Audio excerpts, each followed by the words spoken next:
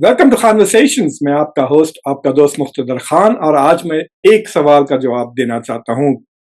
Will Kamala Harris become the first Indian person of Indian origin to become the president of the United States? क्या Kamala Harris, एक भारतीय, एक हिंदुस्तानी origin की खातून, क्या वो अमेरिका की प्रेसिडेंट बनेगी? क्या वो अमेरिका की पहली फीमेल प्रेसिडेंट होगी? क्या वो अमेरिका की पहली इंडियन अमेरिकन प्रेसिडेंट होगी? इस सवाल का मैं आपसे डिस्कशन करूंगा, और मुझे लगता है कि there is a very good chance that she will succeed. We will see. लेकिन उससे पहले कॉन्वर्सेशंस को सब्सक्राइब करें, वीडियो को लाइक करें, बेल आइकॉन जरूर दबाएं, और इस वीडियो को जितने इंडियंस के साथ हो सके उसे शेयर करें। तो पहले तो मैं आपको एक बात बता दूं कि अमेरिका दुनिया की सबसे ओल्डेस्ट फंक्शनिंग डेमोक्रेसी है, लेकिन अमेरिका ने आज तक कोई औरत को इलेक्ट नहीं किया एज प्रेसिडेंट।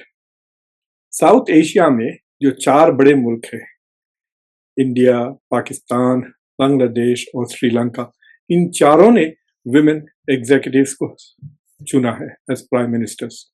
लेकिन अमेरिका ने अभी तक एक भी वुमेन एग्जीक्यूटिव को नहीं चुना। The closest is Kamala Harris, जो औरत फर्स्ट फीमेल वाइस प्रेसिडेंट बनी है। तो it will be a major achievement Kamala Harris के लिए भी और अमेरिका के लिए भी। Kamala Harris is many things. वो she represents the women constituency, वो इंडियन अमेरिकन भी है, और she is also a black American. तो इन दैट सेंस डिवर्सिटी के लिए it will be a major achievement.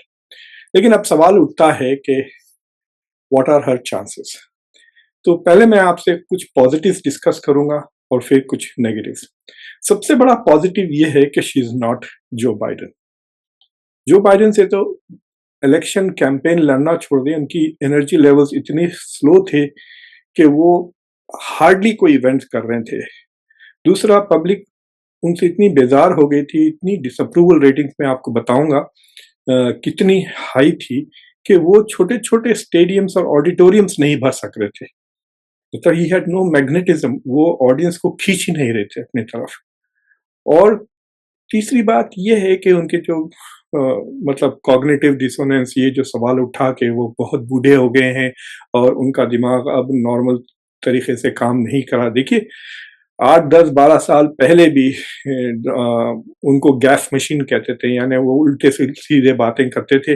लेकिन अब तो बहुत ही ज्यादा हो गया, और आप लोगों ने डिबेट में तो देखा ही होगा कि उन्होंने किस तरह से बहुत ही मतलब बिलो पार परफॉर्मेंस दिया। तो सवाल ये उठता है कि क्या वो आइंदा 4 साल तक अमेरिका के प्रेसिडेंट रह सकते हैं अगर जीत भी गए? तो बेसिकली वोटर्स में एंथुसियाज्म खत्म हो गया। तो लेकिन कमला हैरिस में एनर्जी है, she is energetic, hard working. जिस दिन उनको अपॉइंट किया, वो सुबह से लेकर शाम तक सारे स्टेक होल्डर्स के साथ फोन पर बात किया है, and she has done very well. दूसरी चीज ये है पॉजिटिव कि there is enthusiasm suddenly in the Democratic Party और सपोर्टर्स के लिए। पहले 24 घंटे में जब पता चला कि जो बाइडेन ने विड्रॉ कर लिया है और कमला हैरिस को एंडोर्स किया है, देखिए she is not yet officially the democratic candidate, लेकिन अभी तक कोई चैलेंजर उभर के नहीं आया। She is the front runner. उसके पास अब सारे के सारे इलेक्टोरल कॉलेज वो डेलीगेट्स सब उसके पास हैं। तो it is nearly a done deal. अगस्त 19 को कंफर्म हो जाएगा that she is the Democratic nominee. लेकिन 24 घंटे में तकरीबन $85 मिलियन रेज हो गए। मतलब धड़ाधड़ जो पैसे रोक के रखे थे डोनर्स, खासतौर से बड़े डोनर्स, छोटे डोनर्स, $200 से कम। तो सोचिए आप कितने ज्यादा लोगों ने, मेरी फैमिली से कई लोगों को मैं जानता हूँ जिन्होंने फौरन मतलब डेमोक्रेटिक पार्टी को पैसे भेजे हैं आफ्टर इट वाज अनाउंस कि Joe Biden is out and Kamala Harris will be perhaps the next presidential nominee. जो और एक पॉजिटिव ये है कि जो पोजीशनिंग होगी वीज़ा वी ट्रम्प, तो फॉर एग्जाम्पल जब ट्रम्प और बाइडेन कंटेस्ट कर रहे थे, who is older, who is मतलब कौन ज्यादा सटिया गया है, ये सवाल था। अब ये है कि it's very different thing. Kamala Harris एक प्रोसिक्यूटर है, वो कैलिफोर्निया अमेरिका के सबसे बड़े स्टेट की वो अटॉर्नी जनरल रह चुकी है, सरकारी वकील, बेसिकली सारा करियर सरकारी वकील था, फिर उसके बाद सेनेटर और उसके बाद वाइस प्रेसिडेंट बनी वो। और आप लोगों को तो पता ही होगा कि ट्रंप के खिलाफ कई केसेस हो चुके हैं। तो बेसिकली जो it is going to be uneven context, मतलब एक सरकारी वकील और एक मुजरिम, कमला हैरिस सरकारी वकील और ट्रंप कई केसेस में एक मुजरिम। तो ये आमना सामना जब होगा डिबेट्स में, so she will have an upper hand at least, मतलब जो नैरेटिव्स बनाने की कोशिश कर रहे हैं डेमोक्रेटिक पार्टी, तो she has an advantage going in, खासतौर से इस पोजीशन में। और शी वाज, कहते हैं कि बहुत अच्छी प्रोसिक्यूटर वो थी, तो from that point of view वो शायद डिबेट्स में भी she will perform much much better than जो बाइडन ट्रंप के साथ। लेकिन जो सबसे अहम चीज ये है कि she is not old, she is young, बहुत एनर्जी है, और सडनली जोश आ गया ऑलरेडी। विद इन 24 आवर्स वो विस्कॉन्सिन भी जाकर आ गई है। मैं आपको बताऊंगा वाई विस्कॉन्सिन इज इम्पोर्टेंट। वो ऑलरेडी वहां पर शी इज ऑलरेडी कैंपेनिंग, और कल she is also going to have another event, तो she is already on the road. So ये एनर्जी जो वो लेकर आ रही है और पब्लिक में जो एंथुसियाज्म आ गया है, सो that is something very important. दूसरी चीज ये है कि डोनाल्ड ट्रंप को थोड़ा बैड लक हो गया कि उन्होंने रिपब्लिकन कन्वेंशन बाइडन के विड्रॉ होने से पहले हो गया और उन्होंने अपना वाइस प्रेसिडेंट अनाउंस कर दिया। तो अब बेसिकली रिपब्लिकन टिकट पे 2 वाइट मैन हैं, और it is going to look very bad, क्योंकि जब वो कमला हैरिस को अटैक करेंगे तो it will look racist, sexist, और एक खातून को अटैक कर रहे हैं, एक अबला को अटैक कर रहे हैं, तो it is going to look very bad. So जो ऑप्टिक्स हैं, it is not going to help them. अगर ट्रंप को पता होता कि Kamala Harris is going to be the main, it is quite possible कि वो निकी हेली को अपना वाइस प्रेसिडेंशियल कैंडिडेट बना लेते। अब खबर ये भी आई है कि निकी हेली को जो रिपब्लिकन सपोर्ट कर रहे थे, वो, हालांकि निकी हेली ने ट्रंप को सपोर्ट किया, but they will not be supporting Nikki Haley. वो, मुझे लगता है कि वो कमला हैरिस को सपोर्ट करेंगे। जो सब्सटेंटिव इश्यूज है, जो पॉलिटिक्स इश्यू है, डेमोक्रेट्स के लिए जो सबसे बड़ा मुद्दा है वो एबॉर्शन का मुद्दा है।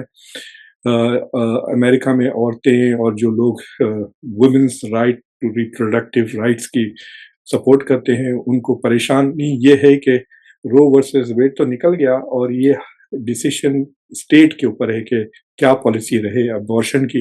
लेकिन वो डर रहे हैं कि अगर ट्रंप जीत जाते हैं तो शायद वो एक ऐसा लॉ पास कर देंगे कि पूरे मुल्क में, all over the country, abortion ban हो जाएगा। अब ऐसा है कि बाद स्टेट्स में बैन है, बाद स्टेट्स में लीगल है। तो जैसा कि डेलावेयर में लीगल है, तो अगर आप टेक्सास में रहते हैं तो वहां पे बैन है, तो आप डेलावेयर आकर अबॉर्शन करवा सकते हैं। तो ये, this is a very big and winning issue Democrats के लिए, और इसमें बहुत काम कर चुकी है Kamala Harris. She is authentic on it, she believes in it, और वो खुद एक औरत है। तो ये इश्यू पे she will be able to push much more harder than Joe Biden. देखिए, for her to win 3-4 state बहुत इंपॉर्टेंट है, मिशिगन, पेंसिल्वेनिया, विस्कॉन्सिन और मिनेसोटा। ये पहले ये ब्लू वॉल कहते थे विस्कॉन्सिन और मिनेसोटा को, लेकिन अब ये सारे के सारे पर्पल हो गए, यानी दीज आर इन प्ले। अगर ये स्टेट्स हार गए Kamala Harris, then she will lose the election. तो ये 4 में से अगर 3 भी वो जीत गई इन एनी कॉम्बिनेशन, खासतौर से पेंसिल्वेनिया और मिशिगन अगर वो जीत जाती है, तो then she will, and one of the two, she will definitely become the president of the United States. क्योंकि बाकी के जो states है, they will go like normal. Texas, Utah will go to the Republicans, New York और California will go to the Democrats. लेकिन इन states पर, खासतौर से विस्कॉन्सिन, मिनेसोटा, पेंसिल्वेनिया और मिशिगन में एक ऐसी कंस्टिट्यूंसी जो गाजा की कंस्टिट्यूंसी है, वो बहुत स्ट्रांग है। तो जब प्राइमरीज हो रहे थे, तो जो अरब वोट था, जो अमेरिकन मुस्लिम वोट था, जो यंग बच्चे, जो प्रोग्रेसिव डेमोक्रेट्स थे, जो एंटी कॉलोनियल, एंटी इंपीरियल जो कंस्टिट्यूएंसी है, वो काफी है progressive. It's a mixture of progressive Democrats, young college going youth, जो आपने प्रोटेस्ट देखा इन मेजर यूनिवर्सिटीज। तो इन सब ने मिलकर 500,000 अनकमिटेड वोट डाला था। कि दे सेड कि we will not support Trump, लेकिन हम बाइडेन को भी वोट नहीं डालेंगे because he is funding and supporting a genocide in Gaza. लेकिन अब सवाल उठता है कि क्या Kamala Harris will be able to blame that on Biden and say कि नहीं मेरी पोजीशन अलग है। वो कल ही पता चल जाएगा व्हेन बाइडेन मीट्स, वो मिलेंगे नेतन्याहू से, उसकी बूट पॉलिश करेंगे, लेकिन जब कमला हैरिस मिलेगी तो वो उसको डांटेगी या वो भी बूट पॉलिश करेगी, ये सवाल उठता है। And if she distances herself from the Biden position तो यकीनन ये 500,000 वोट्स उसको मिल जाएंगे एंड वो आसानी से मिशिगन और मिनेसोटा और पेंसिल्वेनिया और विस्कॉन्सिन वो आराम से जीत जाएगा। This is a critical issue और वी शुड सी। लेकिन प्रॉब्लम ये है कि जो प्रो इजराइल लॉबी है उनके पास बहुत पैसे हैं, तो for her it is votes versus money कि मैं should I go with the money, should I go with the votes, it is her decision. वहां पे पता चलेगा उसकी लीडरशिप।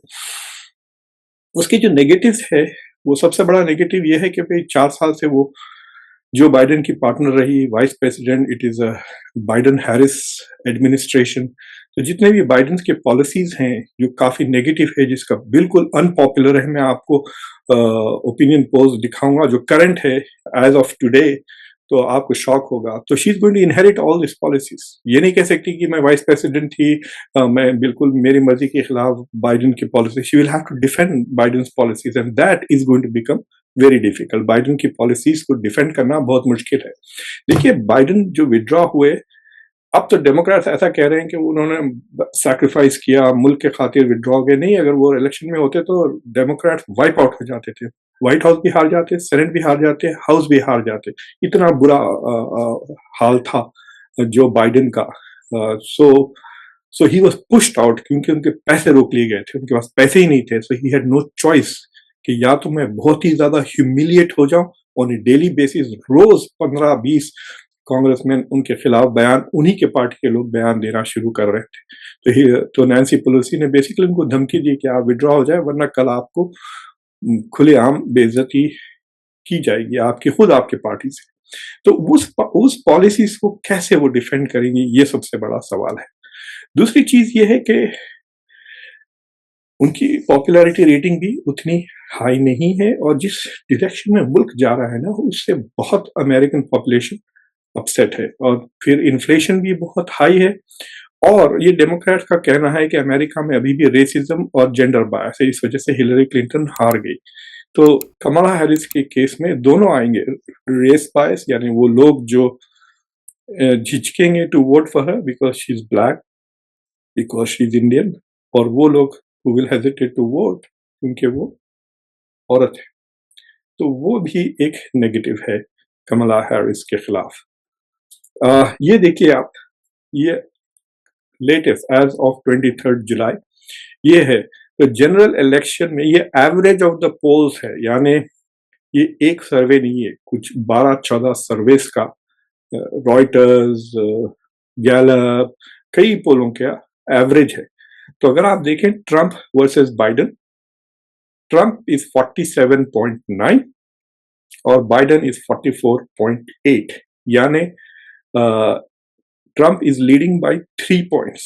और ये 3 पॉइंट्स इलेक्शन में बहुत फर्क होता है। 5 पॉइंट्स अगर हो गए तो वेव हो जाती, अगर ये 5 या 6 पॉइंट्स आगे होते तो शायद पूरे स्टेट्स जीत जाते। तो इस तरह का है, this is a very significant margin, और ये मार्जिन के एरर के बाहर है सर्वे के। सो ट्रंप वाज लीडिंग बाय 3.1। लेकिन याद रखें, अमेरिका में इलेक्टोरल कॉलेज का भी एक मसला है, यानी you have to win states. तो जो बैटल ग्राउंड स्टेट्स का मैं जिक्र कर रहा था, उसमें तो बहुत ही फर्क था, 8-10 से लेके बाद जगह मतलब टोटल कई जगहों पे 10 से ज्यादा परसेंटेज का फर्क था। तो इट वाज वेरी क्लियर कि Biden was going to win, इसलिए डोनर्स वगैरह सब परेशान हो गए थे, नैन्सी पेलोसी और ओबामा, कि Biden is definitely going to lose. लेकिन जब ट्रंप वर्सेस हैरिस देखते हैं तो वहां पे भी Trump is leading by 2 points, मतलब नॉट फुल्ली 2 पॉइंट्स, 1.6 पॉइंट से। तो बेसिकली 1.5% से वो लीड कर रहे हैं। So she is starting with a disadvantage, but she is stronger than Biden यकीनन। एट द स्टार्टिंग पॉइंट अभी तक कुछ नहीं हुआ है, तो ये सर्वे जब हुए थे ये भी नहीं पता चला था कि डेमोक्रेट्स कितना सपोर्ट कर रहे हैं, इतने सारे पैसे एक ही रात में 83 million, she starts with 250 million, अब ये 83 मिलियन और देखे तो शी हैज नाउ 350 मिलियन, और टाइम बहुत कम है। ट्रंप ने सारे पैसे वो बाइडेन को अटैक करने पे खर्च किए, but now he will have to start a new campaign for himself. अगर आप बाइडेन का जॉब अप्रूवल देखेंगे आप, तो देखिए आप इतना खतरनाक है कि 57.2% डिसअप्रूव करते हैं बाइडेन से और सिर्फ 39.9% अप्रूव करते हैं बाइडेन। ये डाई हार्ड डेमोक्रेट्स हैं, यानी जो इंडिपेंडेंट्स हैं, जो अनडिसाइडेड हैं, और कई डेमोक्रेट्स भी हैं, बेसिकली 10% कह सकते हैं आप लोग, वो बिल्कुल खुलेआम कह रहे हैं कि we are unhappy with Biden's performance, और it is very difficult. 17.5 point का मार्जिन है डिसअप्रूवल और अप्रूवल। जो लाल ग्राफ देख रहे हैं वो डिसअप्रूवल का है, और ये देखिए इट इज नॉट समथिंग के एक आध हफ्ता, ये कंसिस्टेंटली रहा है पिछले 1.5 साल से कि Biden is become more and more unpopular. Inflation बढ़ते जा रहा है, महंगाई है, आम जो गरीब लोग हैं उनकी जिंदगी बड़ी मुश्किल है। जो अमीर है तो वो तो एंजॉय कर ही रहे हैं, बट जो middle and lower middle classes हैं उनकी लाइफ थोड़ी टाइट मुश्किल है। Jobs are also not good, jobs नहीं है मतलब। और ये सवाल बहुत इंपॉर्टेंट है जब आप पब्लिक से पूछते हैं कि क्या मुल्क सही डायरेक्शन में जा रहा है। यानी जब मैं अप्रूवल रेटिंग ले रहे हैं तो बाइडेन की परफॉर्मेंस एट दिस मोमेंट का मेजर होता है, लेकिन अगर आप डायरेक्शन की बात कर रहे हैं तो लोग मुस्तकबिल की तरफ भी देख रहे हैं। So it is a measure of optimism या पेसिमिज्म। तो अगर आप देखेंगे तो दिस इज सो शॉकिंग। जो रेड लाइन अगेन है कि मुल्क गलत डायरेक्शन में जा रहा है, और ब्लैक लाइन जो है वो मुल्क सही डायरेक्शन में जा रहा है। तो सिर्फ 22% लोग, 22.2, यानी 100 में से 5 में से एक शख्स ये कह रहा है कि हमारा मुल्क सही डायरेक्शन में जा रहा है। ये मेरे ख्याल से मे बी बेसिकली वो लोग जो यूक्रेन इजराइल को सपोर्ट करते हैं, फॉरेन पॉलिसी सही कर रहा है समझते हैं बाइडेन, और वो लोग जो वो पॉलिसीज में यकीन करते हैं, तो उनके लिए Biden has been very good. लेकिन बाकी का मुल्क 67.8% आर सेइंग कि द मुल्क is going in the wrong direction. इसमें कई डेमोक्रेट्स भी हैं, दे आर आल्सो अनहैप्पी। वो कह रहे हैं मुल्क गलत डायरेक्शन में जा रहा है, इकोनॉमिकली, पॉलिटिकली, इंटरनेशनली, डोमेस्टिकली। तो this is what was killing Biden. इसके वजह से ना सिर्फ बाइडेन व्हाइट हाउस आ जाते थे, सेनेट और हाउस। देखिए अगर गवर्नमेंट डिवाइडेड ना हो, यानी व्हाइट हाउस एक पार्टी के हाथ में हो और कांग्रेस दूसरे पार्टी, तो जब गवर्नमेंट डिवाइडेड होती है तो सबका भला होता है, बिकॉज एक कॉम्प्रोमाइज।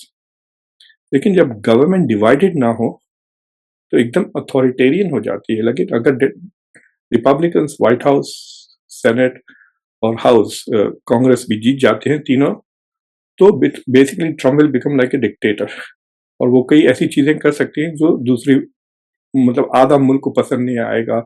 कल्चरल इश्यूज पर ले ले या नेटो से निकल जाए, इस तरह की चीजें। So people are very worried कि एटलीस्ट व्हाइट हाउस हार भी गए तो इतनी एनर्जी जरूर होनी चाहिए कैंपेन में कि डेमोक्रेट्स वोट टू एटलीस्ट के सेनेट को होल्ड करें, क्योंकि फिल वक्त व्हाइट हाउस और सेनेट डेमोक्रेट्स के पास है और कांग्रेस रिपब्लिकन्स के पास है।